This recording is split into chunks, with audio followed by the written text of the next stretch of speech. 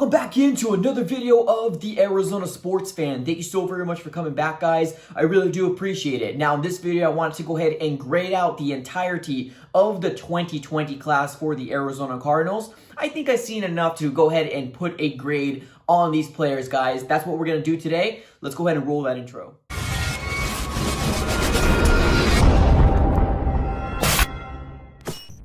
Guys, welcome back in. Now, like I mentioned in the intro, I wanted to go ahead and grade out the entirety of the 2020 draft class for the Arizona Cardinals coming into the 2020 season. Now, obviously, we had a first-round pick, a third-round pick, 2 fourths, a sixth, and a seventh-round pick for the Arizona Cardinals. So we're going to go ahead and talk about every single draft pick that came into the 2020 class. Now, before we get started, if you're new, please consider subscribing to the AZ Sports Fan on YouTube. We're trying to hit 10,000 subscribers by the end of the 2021 season, guys. We can definitely go ahead and do that. All you got to do is smash that subscribe button and make sure you go ahead and hit that like button as well. It helps out the channel grow out tremendously. Now, without further ado, let's go and just jump right into it, guys. We're obviously going to start with our very first round pick here, being that it was Isaiah Simmons, picking him up in the 8th overall pick. Isaiah Simmons, I want to go ahead and grade him out as a B+.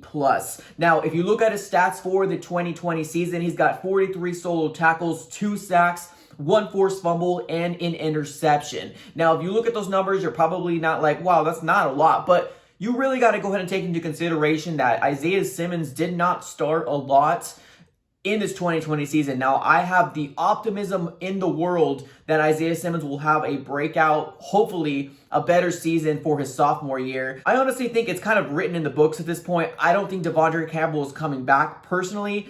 So I do think Isaiah Simmons is going to be a shoo-in to be on that weak inside linebacking spot, the opposite side of Jordan Hicks. So I'm really excited to see his progression. But for the 8th overall pick for the Arizona Cardinals, being that Isaiah Simmons, I'm going to have to go ahead and grade him out as a B+ for the season. And next, we have none other than our 3rd round pick, being that it was Josh Jones out of Houston. Now, when he dropped to us, I was ecstatic, really excited that we got possibly a first round type of talent coming into the 3rd round. So really excited about it.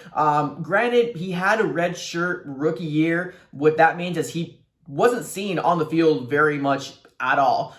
So that was kind of disappointing, but I really do think it's because Kelvin Beachum has such an amazing year playing right tackle for the Arizona Cardinals. I think the Cardinals were looking at more of a player for the future. I do see him being our right tackle of the future from here on out. Maybe next year he'll have more of a fair chance to win that right tackle spot. I think it was kind of obvious coming into, you know, the training camp and all that stuff that happened, OTAs. I think they were favoring Kelvin Beachum over him just because obviously he's a rookie and Kelvin Beachum has just more experience in the NFL type of line in general. So I think the job ended up going to him, but I do think they're really going to evaluate Josh Jones next year fairly, a lot more fairly next year, and really see if he's going to be able to be our right tackle of the future. If not that, we could possibly even move him over to the guard position. We'll definitely see, but I am going to have to grade out Josh Jones once again as a C. Now moving to our 4th round pick, none other than Leki Fotu. Now I was also really excited about this pick as well because we needed some interior help. We ended up losing Rodney Gunter. Corey Peters was awesome. He was good, but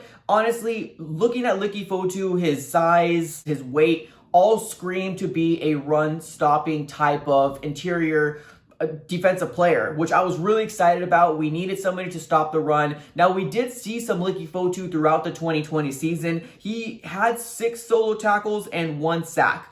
Isn't crazy, isn't spectacular, but honestly, being that he was a rookie coming into the NFL, he did get a good amount of snaps, and that's kind of where we're left right now. But I would have to go ahead and grade out Leki Fotu as a C+.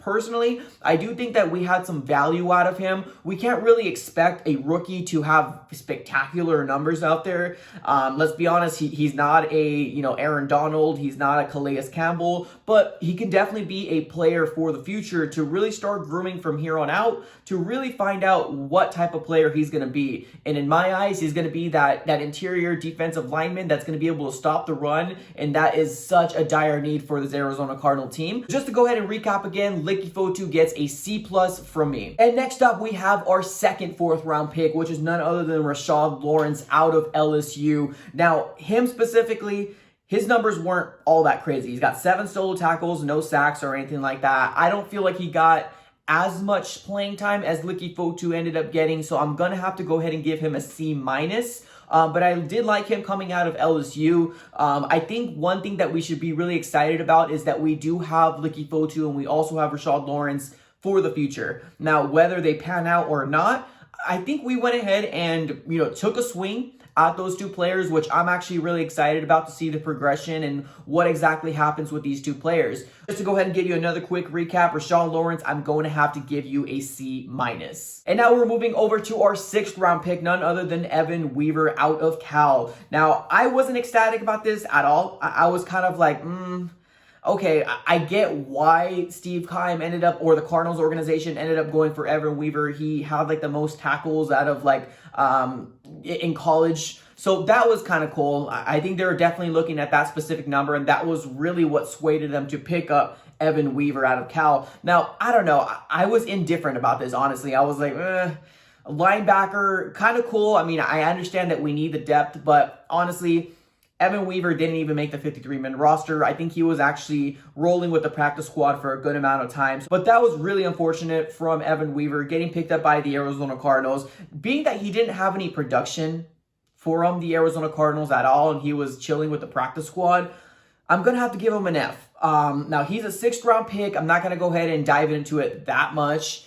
I'm going to have to stick with an F here. The production wasn't there. He didn't make the 53-man roster. There's not really much I can say about that either. I don't know. F is what I'm going to have to give our 6th round pick for this year. Now we're moving on to our 7th round pick, none other than Eno Benjamin. Now, Eno Benjamin, to me, this was super, super weird. I don't get why we didn't see Eno Benjamin throughout this year. Now, at some moments, we were having some issues with our running back core. Kenyon Drake was looking a little off. We had some issues with Chase Edmonds trying to stay healthy as well. So it was really weird that they didn't actually think to bring Eno Benjamin and giving him an opportunity to kind of shine with this Arizona Cardinal offense. Now, he is a running back out of ASU, which honestly, I think everybody just loves to say Eno more than anything. But I was really excited about the 7th round pick. And if you didn't see my draft videos before, he was a player that I had my eye on, and I was hoping the Arizona Cardinals had their eye on as well. Rightfully so. 7th round pick ended up coming up, and the Arizona Cardinals ended up picking Eno Benjamin out of ASU.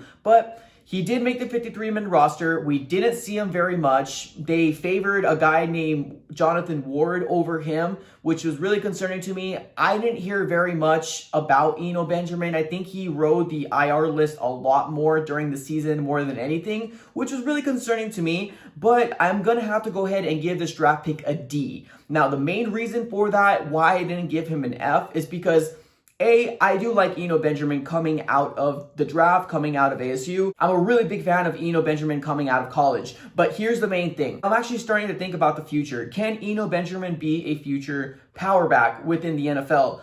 I personally don't think so. I see Eno Benjamin more as an elusive type running back, kind of like a Chase Edmonds more than anything. But I was just overall super surprised that Eno Benjamin didn't get a snap in the regular season at all. So that was really concerning to me personally, but I would have to go ahead and stick with a D for him just because I feel like we have some promise. I feel like we have some opportunity to see him maybe in the 2021 season. Maybe during preseason, it's really his job to lose coming this preseason. If he flashes, if he shows up, then he can very well be a second string, third string running back for the Arizona Cardinals. But at this point, it has remained to be seen from the Arizona Cardinals and really figuring out, do they trust Eno Benjamin? Do they not like him? Did they just pick him because he was a hometown ASU guy?